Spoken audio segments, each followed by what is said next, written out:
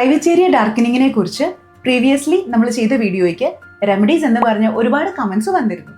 ഇത് അവർക്ക് വേണ്ടിയിട്ടുള്ള ഒരു ഡീറ്റെയിൽ വീഡിയോ ആണിത്. Hello, I'm doctor Nadia, aesthetic physician, doctor Nadia's cosmetology clinic.